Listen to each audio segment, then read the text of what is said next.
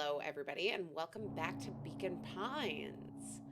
We have followed Mr. Nuncree through an underground tunnel.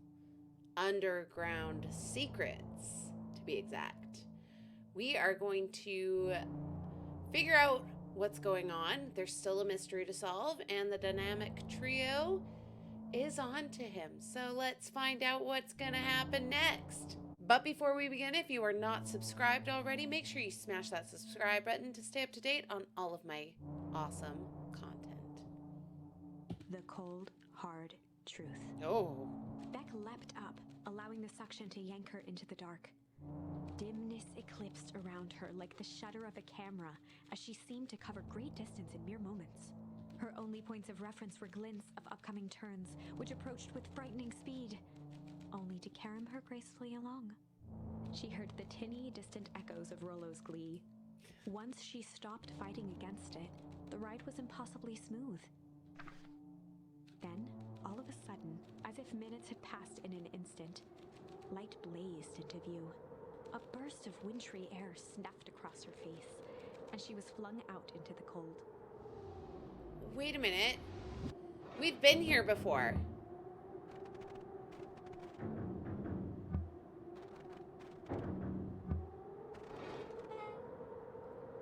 That was intense? Yeah. I think I might have parted with some fluids in there. Any idea where we are? Somewhere cold. Doesn't look like it got any of us. It did feel like we traveled that far. Or it didn't feel like we traveled that far. So where did it all go? This place sucks.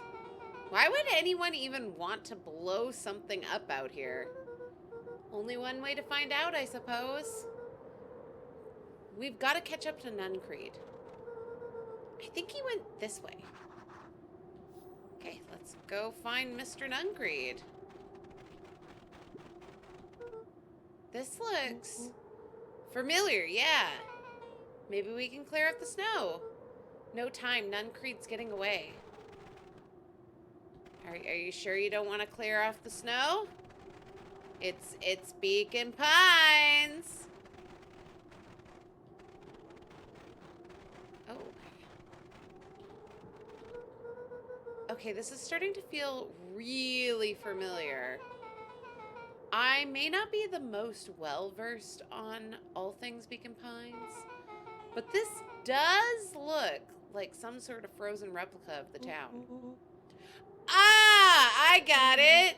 It's so obvious now. Mr. Nuncree is an alien. Rollo. Stick with me here. His species can only live in sub-zero temperatures. Oh boy, here we go. The source is their base camp dimension, so naturally they keep it cold. We found it by traveling through those metallic wormholes back there. The final objective, kill us all and shapeshift into Beacon Pines citizens of their choosing. You never really had me, but you very much lost me there. You get used to it. We should keep moving. I just love the sound of the snow beneath their feet. As they rounded the corner to the frozen town square, they spotted Mr. Nuncree inching cautiously toward a pit at its center. He held his arms out gingerly, as if approaching a beast in the wild. It's GRAN. Upon closing the distance, Luca recognized what Nuncree was after. Yeah, GRAN. GRAN stood confidently at the edge, one arm outstretched nearby. A wheelbarrow. Oh my gosh, she's gonna blow it up. She held a lit torch, which flickered in the bitter wind.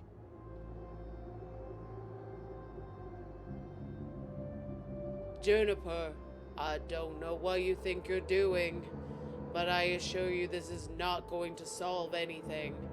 If you drop that, you've doomed this whole town.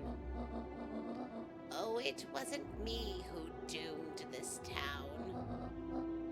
I've been watching you, Joseph. I know what you've done. And you and your co-conspirators. Gran? What's happening? Luca, you and your friends need to leave right this moment. Mr. Nuncreed turned back toward the kids, desperation in his eyes. Listen to your grandma, Luca. This is between me and Juniper. Rowanback held steadfast in awe. Luca approached closer. Mr. Nuncreed spun back toward Gran, his voice growing louder. You've got it all wrong, Juniper. Just hand over that torch. You don't understand what you're doing. How can I possibly trust you to do the right thing? Walt told me everything. He trusted you, and you betrayed that trust. Luca, did you know that this man's entire life is a lie? If it weren't for him, your father might still be alive. Mr. Nuncreed winced with anguish. His voice hardened. That's not true. They both now yelled, not to each other, but at fate itself, making their peace with long-held burdens. The wind howled with encouragement. Walt was like a brother to me. We just had different ideas about how to affect change. Very convenient that your way just happened to line your pockets. Now that's not fair. They menaced at each other, both catching their breath. The moment balanced on a knife's edge. Amid a blur of emotions and memories, Luca's mind flooded with questions. The wind calmed, as if to give him the stage. And in the stillness, he began to weep or hum. Oh. Weep. Or choose And weep. in the stillness, he began to weep. We're We're gonna cry. Too much. Yeah, it is. Falling to his knees, Luca whimpered softly. I'm about to whimper The softly. tears crystallized as they hit the snow. Gran stared at Luca for a moment with warm sympathy, remembering why this was all necessary. This'll all make sense soon, Luca. Then everything can go back to normal. I promise. She stiffened up and brandished the torch at Mr. Nuncreed. Oh. You can't hide behind those people any longer, Joseph. Once their precious source is destroyed, we'll see where their loyalties fall. Juniper, don't. Ignoring his final plea, Gran flung the torch into the deep darkness. Oh no, we're all gonna freeze. She smiled and exhaled in relief. Mr. Nuncreed moaned in resignation. The torch echoed as it ricocheted down the hole, punctuated with a thunderous thud. You see, Joseph, I've learned one very important lesson in life. If you want things to change, then you must be willing Before to. Gran could finish, the ground shook her to silence. Why would she do that knowing her grandchild is right there?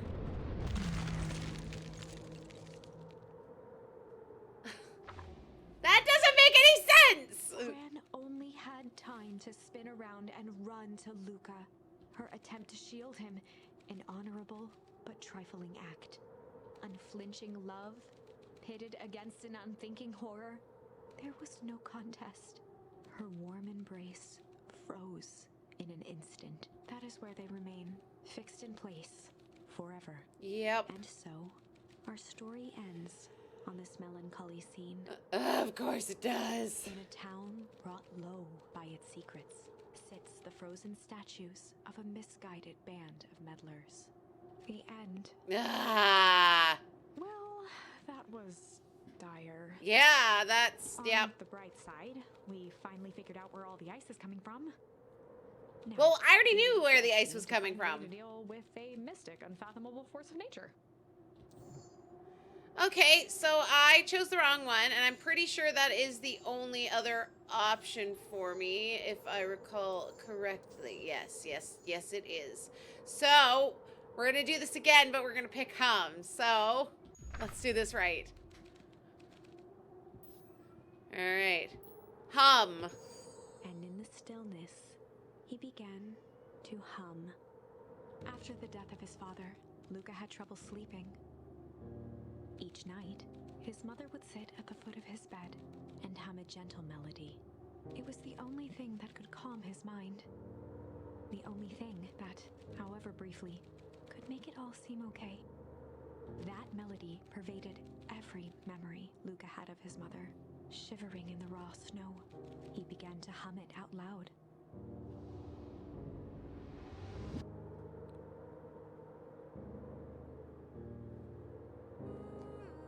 Oh.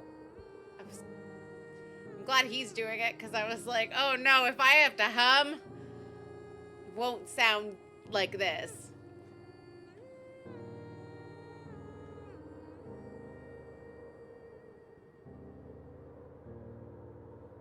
Gran lowered the torch, listening closely. As recognition slowly set in, her heart sank. Those countless nights of consolation, the incomparable loss they shared together.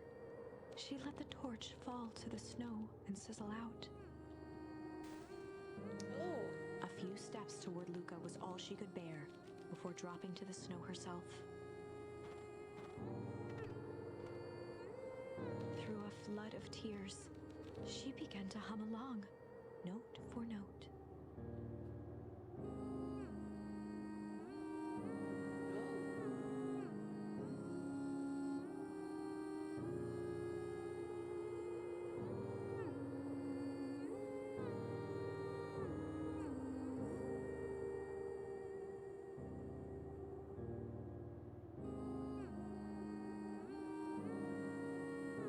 Isn't that sweet? They're both humming together because they miss their mom/daughter.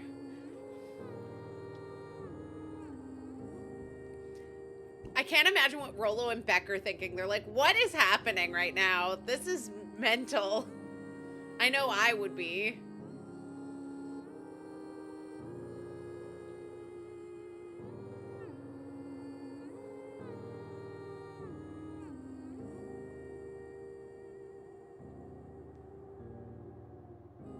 How long is this gonna go on for? Oh, I have to hit a button. Astonishment. The last time he heard that melody was the last night he saw his mother. How do you know? Maybe she hummed it to her daughter when she was younger. I'm so sorry, my little buckaroo. Buckaroo? The only people who call me that are my dad and your mother. Luca blinked through blurry, watery eyes, trying to see more clearly. He could just make out the impression of a familiar face. What? He peered across the snowscape at the woman on her knees. Something about her was undeniably his mother. What? Only smaller, older, changed. Mom? What? That's right, buckaroo. Mom! What? Luca sprinted as fast as he could toward his mother. How? They held each other close. This does not make any Separated sense. from their bodies. Did I miss something? Did I miss something? I am so confused. That's your grandma. She's been I'm going on a tangent now because this doesn't make any sense. That's your grandma. She's lived with you for, I can't even remember how long, since your mom disappeared. And you had no idea it was really your mom. How? Okay. Well, we're going to continue. Even though this doesn't make any sense. Hopefully we get an explanation. Eleanor, I thought you were gone. You should have known I would never abandon my son. Eleanor looked down at Luca, tightening her embrace in an appeal for forgiveness. Oh, yeah! You're a smart man, Joseph. I thought you'd have pieced it together by now. You were exposed. Mom, I don't understand any of this. Neither do I! What happened to you? Where did you go? Why did you leave me? I never let you. I was always right here, Luca. Yeah! As Gran! Why did you... Yeah, why did you lie to me? There we go. It tore me up, Luca. But I did it to keep you safe. I thought that getting answers would help us both move on. But the more I discovered, the more I realized the danger we were in. Until perennial harvest was stopped. It was better if everyone thought I was gone. You could have trusted me. These are bad people, Luca.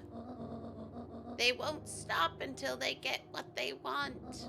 I'm gonna continue to do her voice as an old lady because she is Gran to me, not Luca's mom. Don't come at me. And they don't care who gets hurt in the process. Then what do? We have to stop them. You still didn't answer any of our questions. Joseph slumped into the cold, wet snow. They can't be stopped. This is too big. I tried beating them at their own game. I'm done fighting fire with fire. For the first time in a long time, her voice felt like her own again. Oh. No more lies. I see now. There's a better way to stop perennial harvest. The cold, hard truth. Luca gazed down at Nuncreed with pity. He looked small. Joseph stared into the snow, as if searching it for answers. Come on, everyone. We've got a party to crash. What? Oh, the festival. We're gonna go crash the festival. I got it. What's going on, Mr. Nuncreed? You're still just chilling. You don't understand. He always wins. Who always wins? Who? Chapter Who? Oh! You know what? As much as I want to know more, we're going to save that for next time. So, thank you so much for watching. If you enjoyed this video, please leave a like. Leave a comment if you'd like to see more Beacon Pines or any other game for that matter. I can speak, I promise. And if you haven't already, subscribe to my channel. Stay nerdy, stay dorky, and I will see you again soon.